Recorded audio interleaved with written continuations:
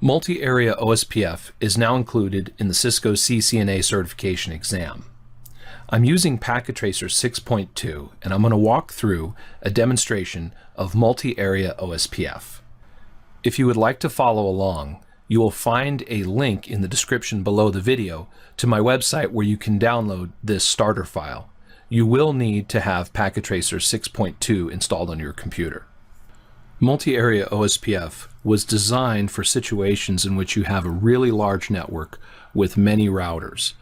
An enterprise-sized network where there's 30 to 200 routers, let's say, and in a situation like that, if all of those routers have to communicate with one another using OSPF, think of the number of link state advertisements and the number of neighbor relationships and the size of their link state databases. Since it's a link state routing protocol, OSPF routers need to have the entire picture of the network in their link state databases. They need to know of all routes on the network. So this type of situation becomes a huge burden and would really consume a lot of resources and overhead on the routers. And so for a situation like that, multi-area OSPF was designed.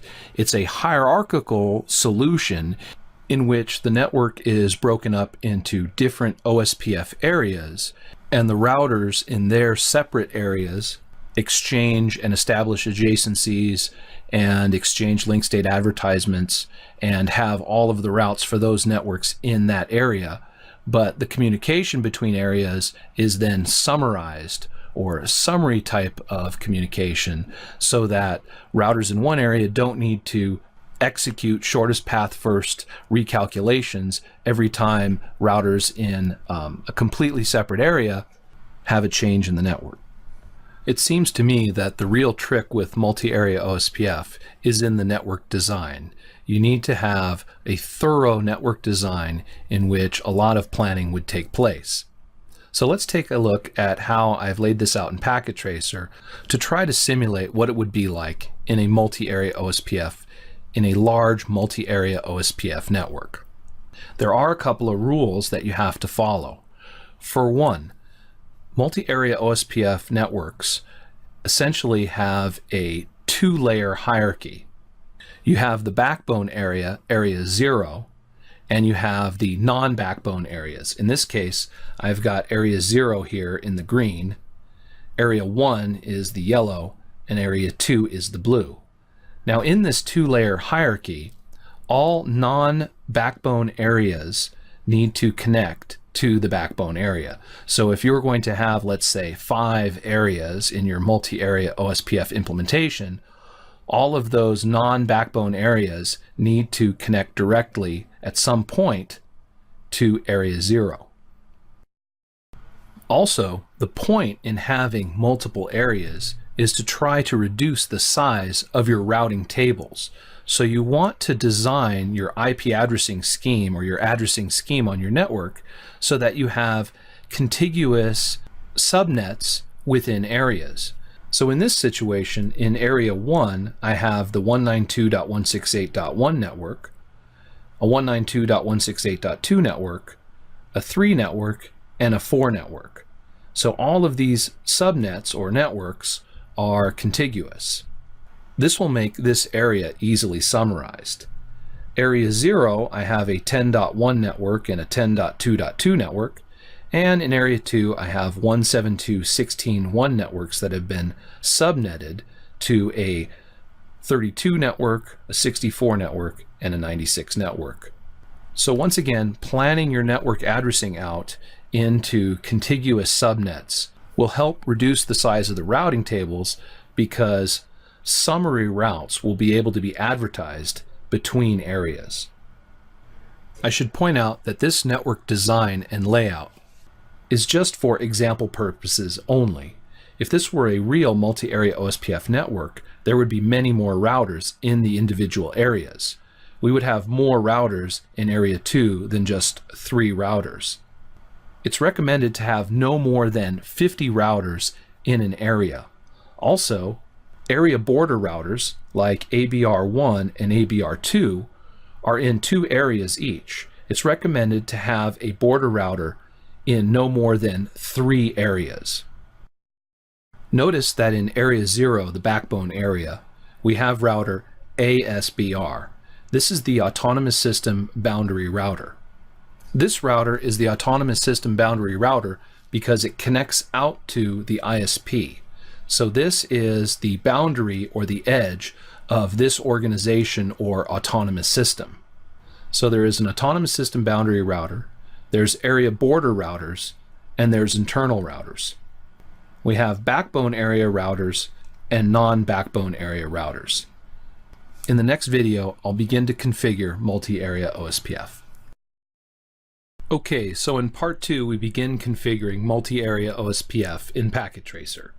I'm going to start with our Internet Service Provider router that's out here outside of our organization. So I'll click on the router, go to Command Line Interface, stretch this out, get to Global Configuration Mode, and start by putting in the host name. The ISP router only has one interface, the gigabit 0/0 interface.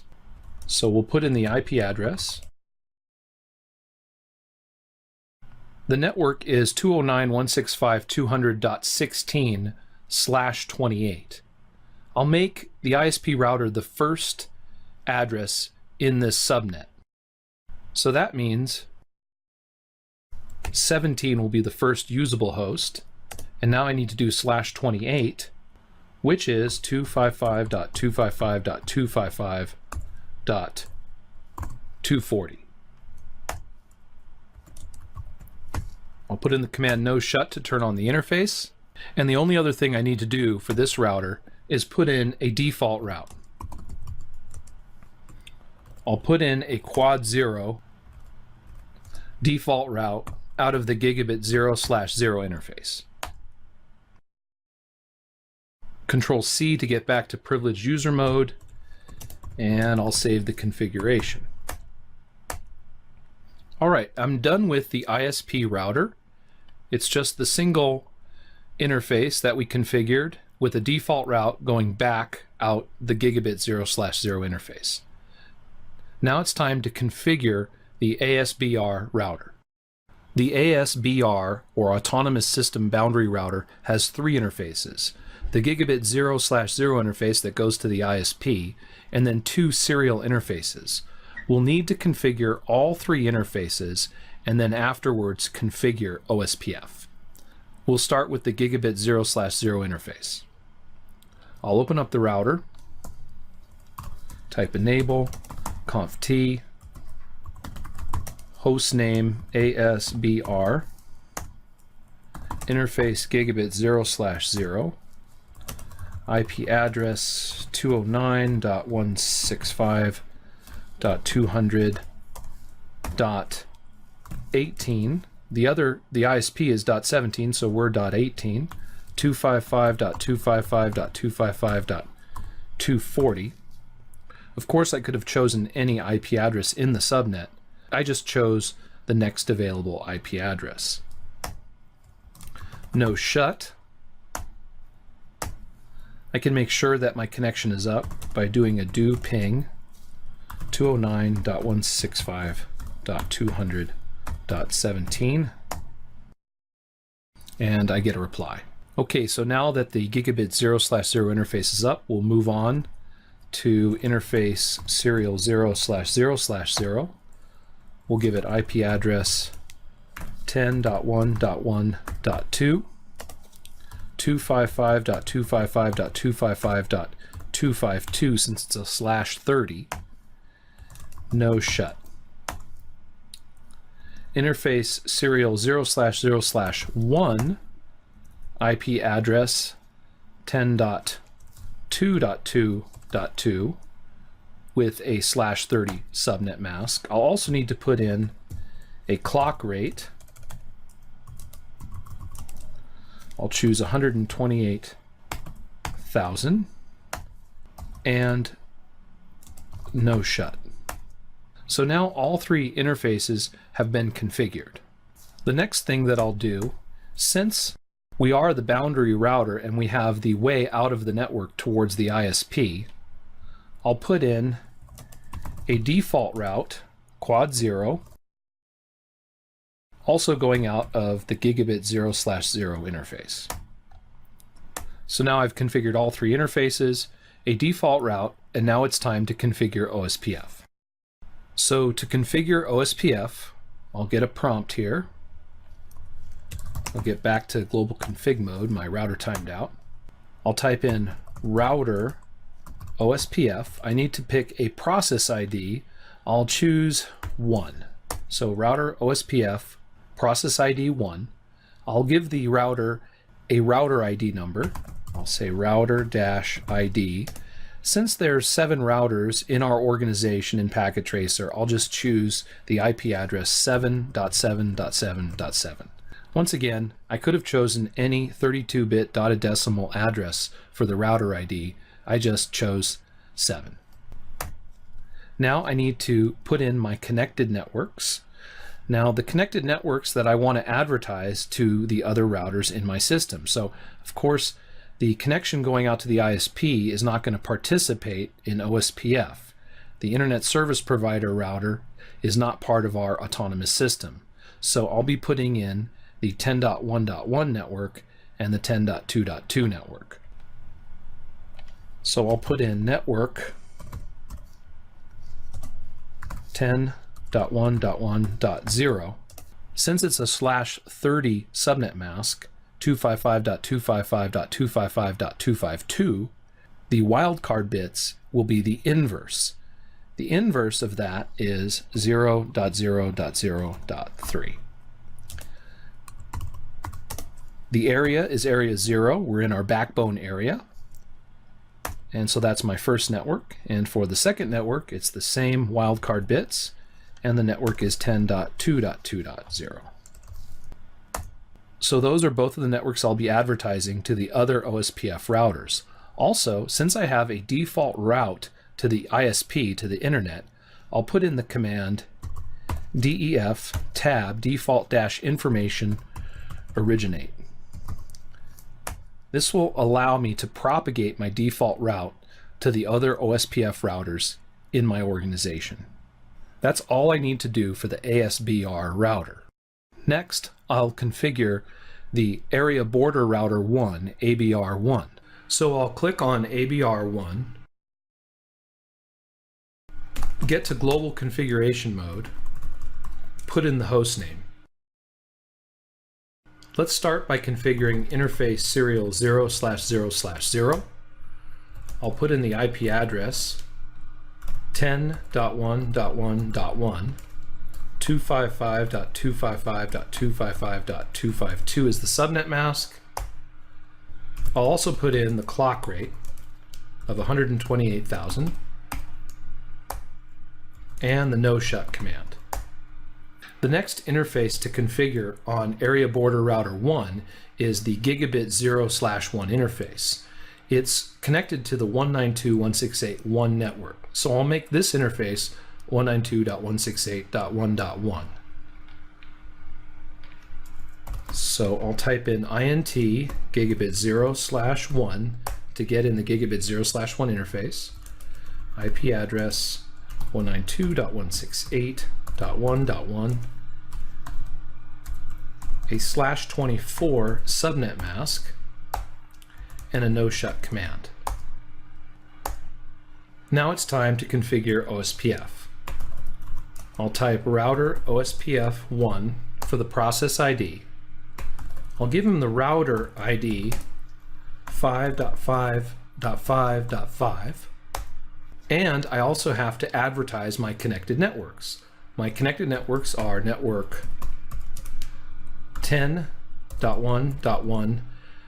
And this time I'll do something different. Another way of configuring OSPF in the Cisco curriculum, instead of putting in the network number, which would be 10.1.1.0, and then having to figure out the wildcard bits, which is the invert of the subnet mask, you can also put in the interface address, which in this case would be 10.1.1.1, and instead of the wildcard bits, the inverse of the subnet mask, I could put in all zeros. This would also work. Now this interface is in area 0. But for the other network, notice that as soon as I begin advertising out of the serial interface, we get an adjacency change and a neighbor relationship is established with the ASBR router. The message loading to full meaning full adjacency. So I also need to add the other network, which is coming out of the gigabit 0/1 interface, network 192.168.1.0. I'll put in this time the wildcard bits, 0.0.0.255, which is the inverse of 255.255.255.0. And this is the fun part. This interface, gigabit 0/1, is in area 1. So instead of putting area 0, I'll put in area 1. And we now have multi-area OSPF. To really see multi-area OSPF working, we need to configure router R1 here in order to bring up this network between the two routers. So I will quickly configure router R1. We'll open up router R1, configure the host name, go into the gigabit 0/1 interface, and put in the IP address 192.168.1.2.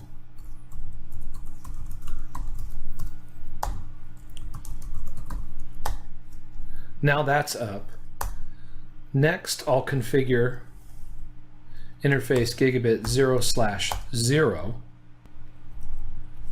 with IP address 192.168.2.1 and bring that up for the 2 network.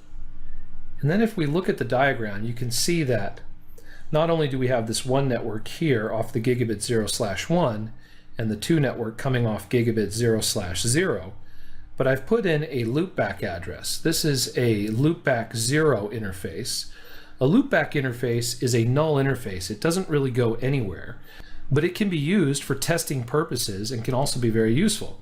So what I'm going to do is I'll activate a loopback 0 interface and give it the IP address 192.168.3.1 for the 3 network. So let's do that.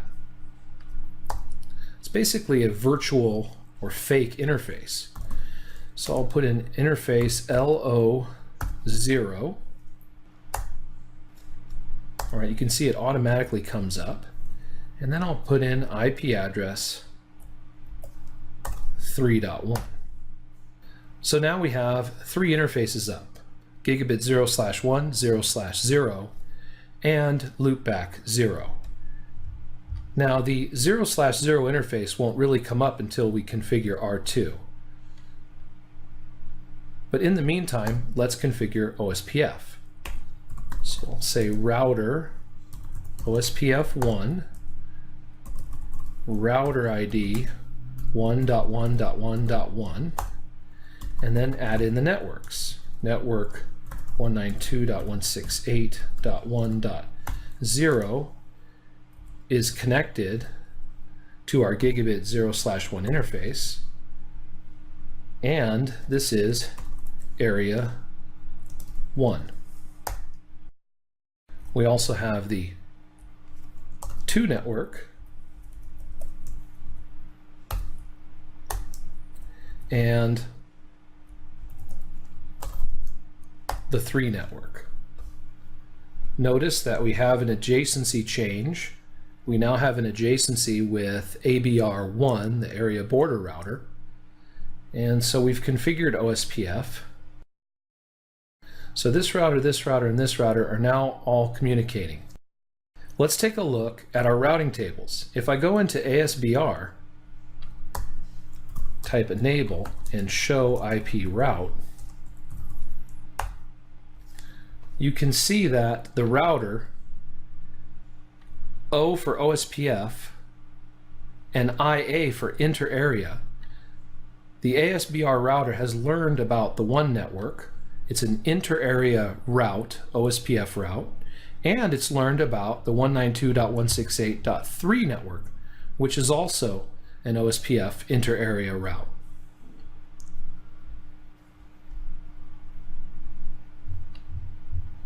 If we go to router R1 and do the same thing, show IP route, you can see that router R1 has learned about the 10.1.1.0 network. It's an OSPF inter-area route, and it's learned about the OSPF external 2 route, external type 2 route, a quad 0 route, a default route out of the network. So the ASBR router was able to successfully propagate its default route to the other OSPF routers. In the next video, I'll configure R2, and then we'll configure summary addresses so that the area border routers can successfully advertise area 1 to area 0, but in a summary fashion, which will help keep the routing tables small. This is part 3 in a multi-part series on multi-area OSPF. I'm doing this demonstration using Packet Tracer 6.2. In parts 1 and 2, we laid out our multi-area OSPF implementation. We've got area 0 here in the middle, area 1 on the left, area 2 on the right. And in the last video, I configured the Autonomous System Boundary Router and the Area Border Router 1, ABR1 and ASBR. I also configured R1 up here in the upper left-hand corner. Now I'm going to configure R2, and afterwards I'm going to summarize the information from Area 1 using the Area Border Router 1. Okay, so let's configure Router R2. Router R2 has a 2 network here connected to gigabit 0/0 and a loopback 1 interface where we're going to configure a 192.168.4.0 network. We'll start out with that. I'll get to global configuration mode, go into gigabit 0/0 and put in the IP address 192.168.2.2 and the subnet mask and the no shut command. I forgot to put in the host name, so I'll put in the host name. There we go. And now for interface loopback 1. Interface LO1. And this is going to be a 4 network. So I'll make him the first usable address in the 4 network, which would be 4.1. And I don't need to do a no shut command because it's a loopback interface and it's already up. So now I have both interfaces configured. Let's see if I can ping router R1.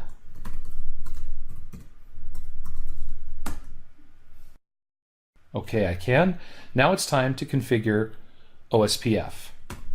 Router OSPF 1, process ID 1. We'll put in the router ID. Since it's R2, I'll use 2.2.2. And now advertise my connected networks. The connected networks are pretty easy. I've got network 192.168.2.0 connected to my gigabit 0/0 interface. I need to put in wildcard bits for this 24-bit subnet mask, the inverse, which is 0.0.0.255, and then the area number.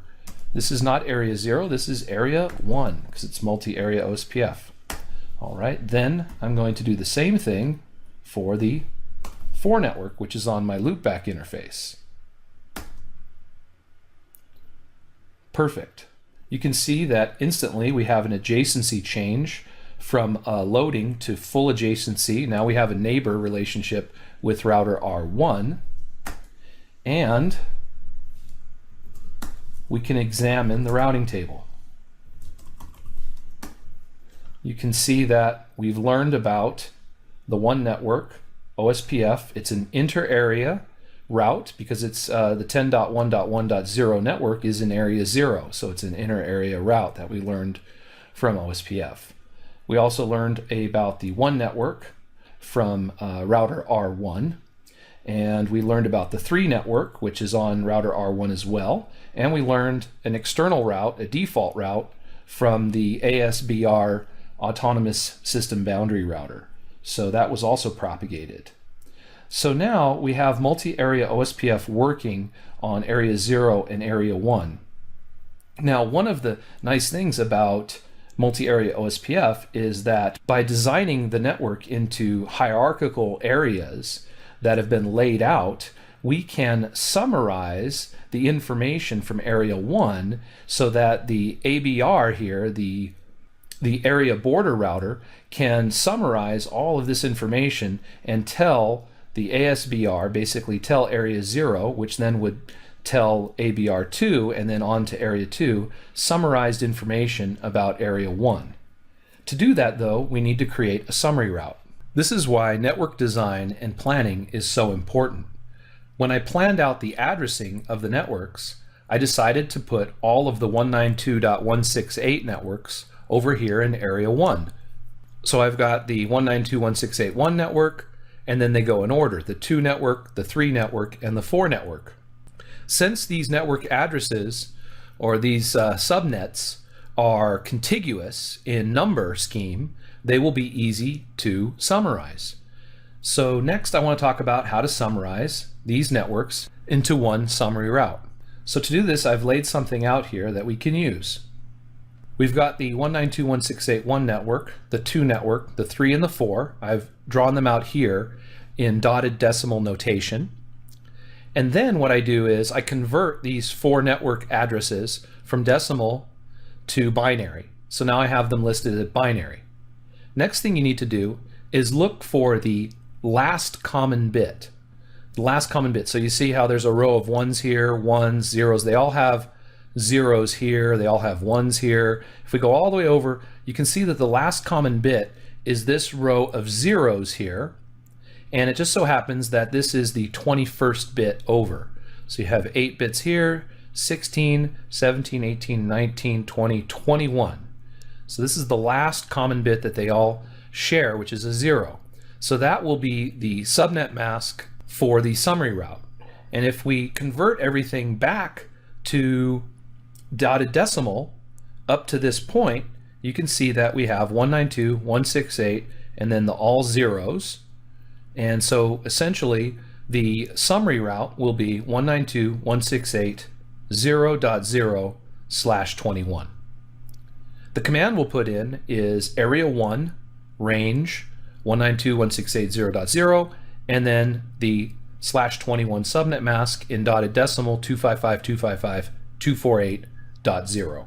So that's what I'm going to put in right now on ABR1, and this will be the information that ABR1 will propagate to the rest of the network.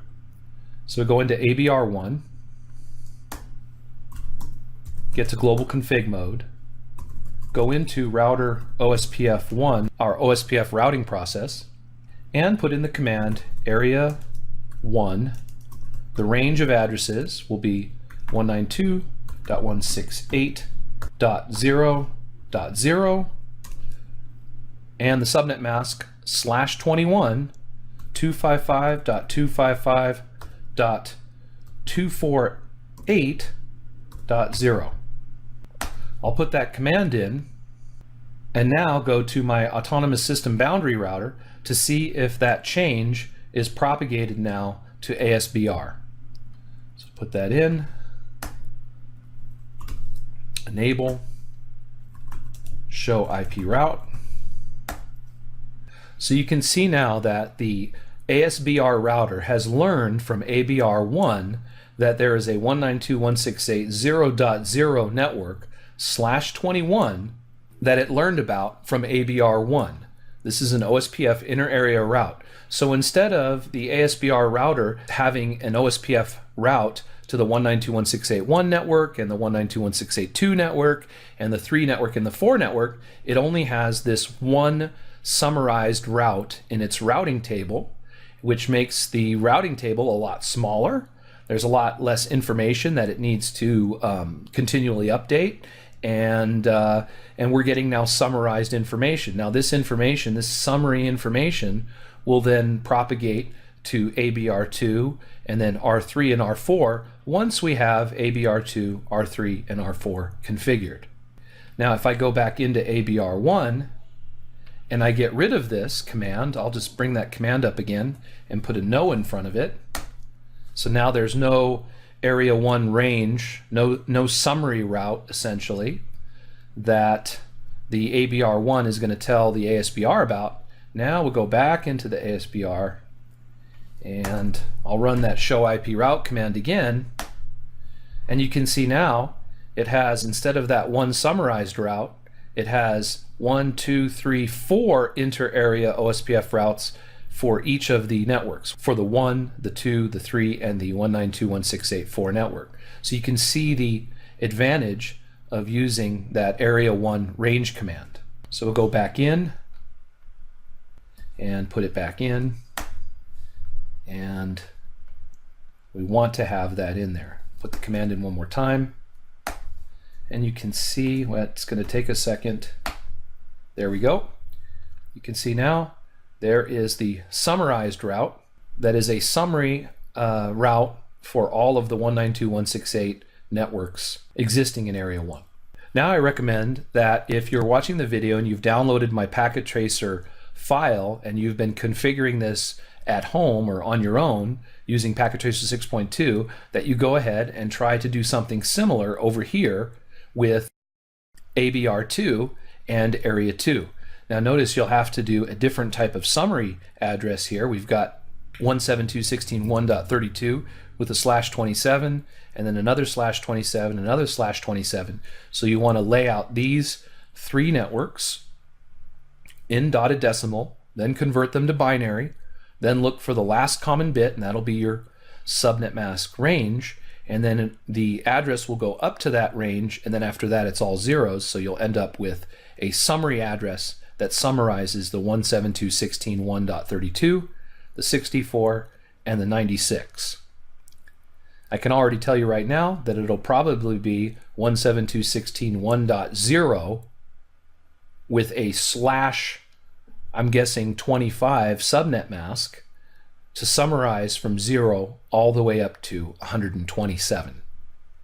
So the first 128 addresses in the 172.16.1 network will probably need to be the summary address range.